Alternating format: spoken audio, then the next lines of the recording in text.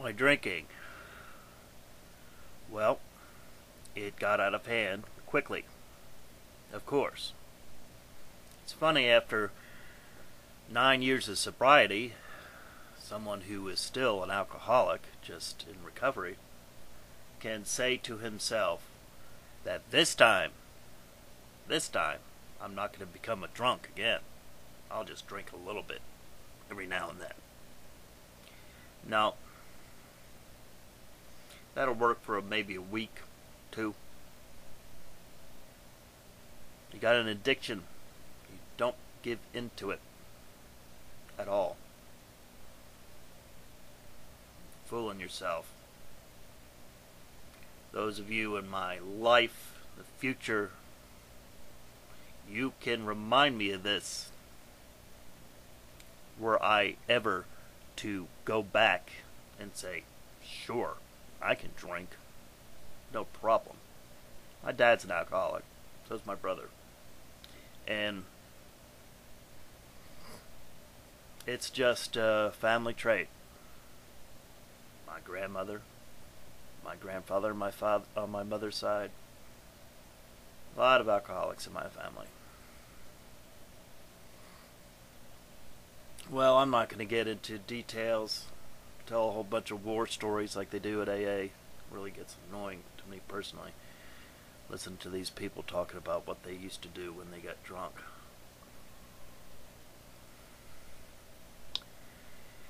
I'm more interested in this point at what my spiritual life developed into. Yes, despite the alcohol, I would quit for good long periods of time and then pick it up again. Well, it must have been 2005, I think. Maybe it was the end of 2004. I think, though, it was not until 2005. I'm going to go with that. It's been around, it was a springtime, I think. Maybe April, May. I was in the library. I had become interested in quantum physics. Just interested in reading about quantum physics. I found a book called The Tao of Physics. That's spelled T-A-O. The Tao of Physics. Well, that book, more than any other book, even more than the Bible, changed my life.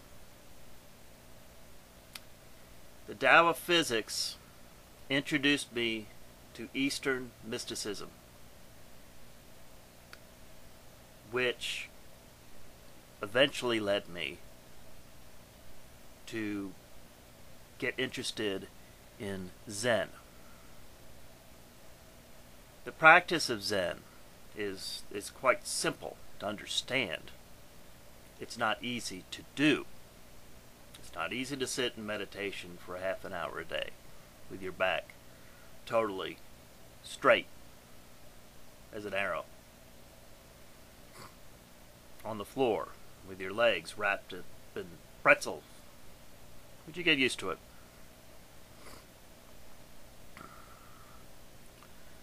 Well, I was starting to practice Zen. We actually have a Zen Center right here in Huntsville. Maybe I could find a picture, put it up there. So I would go to the Zendo from time to time and started practicing Zen. I quit drinking. I quit. And that's against Buddhist tenet. No intoxicants. You're not supposed to partake. Well, obviously, I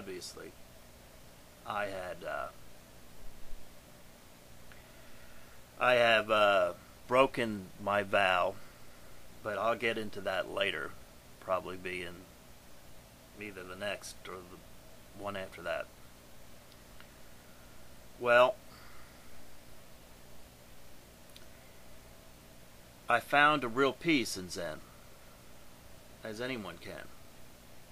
It comes from the meditation. Now, meditation, its purpose is for you to look deeply inside of yourself and to know who you are.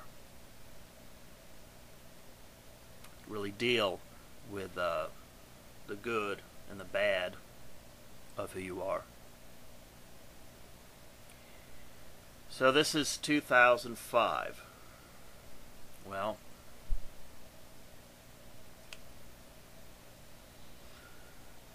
I did quit for 9 months drinking. I started going to therapy and started dealing with my issues. And it really worked. It really helped a lot.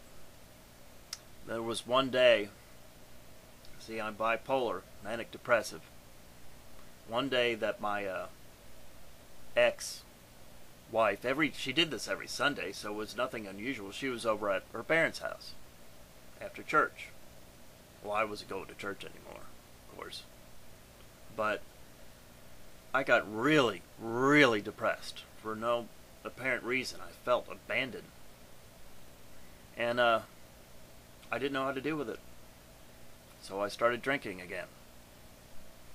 This led to months of sobriety, then months of drinking. Binge drinker is what I am.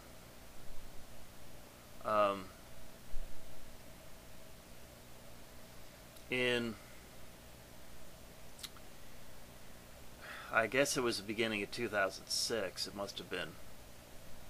Well, I was prescribed Valium for my stress. And one day, and I don't even remember this at all, I think it was 2006. One day, my wife came home from work, and she found me laying on the kitchen floor with a bottle of Valium open and scattered all about in front of me. I don't even remember doing this. I don't even remember taking the Valium. I don't remember it at all. I remember that she put me in Bradford, which is a rehab center, and I woke up there. I didn't really even know how I got there. But I was so vehemently against the idea of God. I was an atheist. I had become an atheist simply because I got tired of dealing with all the crap that I had to deal with as a Christian. You don't have to be a Christian in order not to be an atheist. Well, while I was there at Bradford, I was there for one day, and I was so drugged up that I couldn't stay awake. So I slept most of the day in my room. Then that night, they got me up for dinner. I went in. I was eating my dinner, sitting at a table by myself, and I look up and I look at these 12 steps. Now, AA tries to fool themselves and say that they're not a religious group. Oh, they are. They definitely are. There is God mentioned in probably 6, maybe even more, of the steps. AA is a religious group. At the end of every AA meeting I've ever been to, they pray the Lord's Prayer. Are you telling me that's not a religious group? I mean, come on. Come on. It's okay that they're a religious group. It just bothers me that they won't admit it. Anyway, when I saw all of these things, all these mentions of God in the 12 steps, I got ticked. I mean, what is this? I'm not interested in this. I'm not a deist or a theist. Excuse me. So I called my wife. I just went off on the staff there. Just went off on them. And then I called my wife and told her, you either come and get me or I'm walking home. I was a good 30 miles from the house. So that was an empty threat. But she came and picked me up anyway. Well,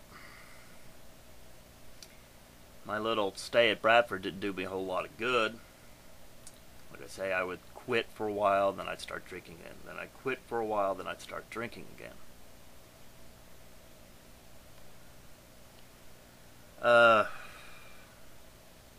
I'm sure I'm missing something during these years, but if I remember something, I'll go back and talk about it. In 2007, I think. Oh, I've lost my train of thought.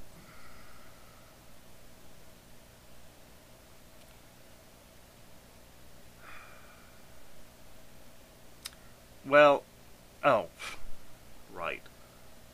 In 2007, I had my daughter. At the end of 2007, December. I had convinced my wife that if I put away all this stuff I was doing, really into this whole idea of Lucifer and all this stuff, so I had a whole bunch of books.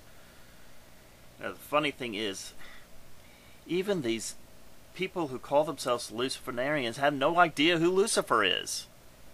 That's why I'm trying to figure out who Lucifer was. I still haven't figured out if that entity exists, and if he does, or she does, what he or she is.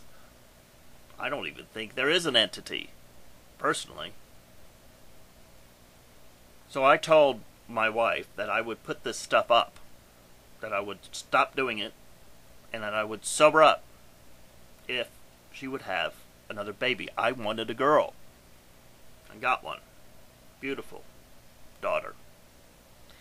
Named her after the Gnostic divine feminine, the creator of the universe, which I had discovered back in 2004 when I was in school, when I was doing my student teaching at the end of 2004.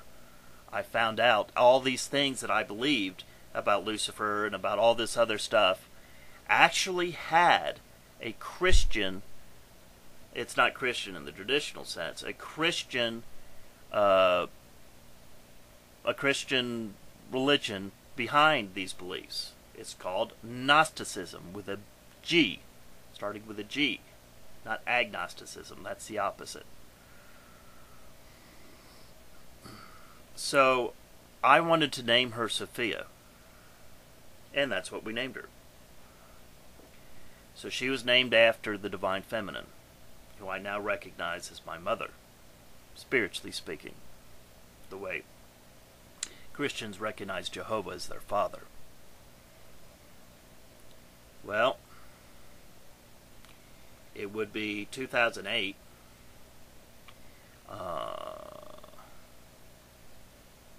summer 2008, that I would go back again to Bradford, and I'll get into that in the next video.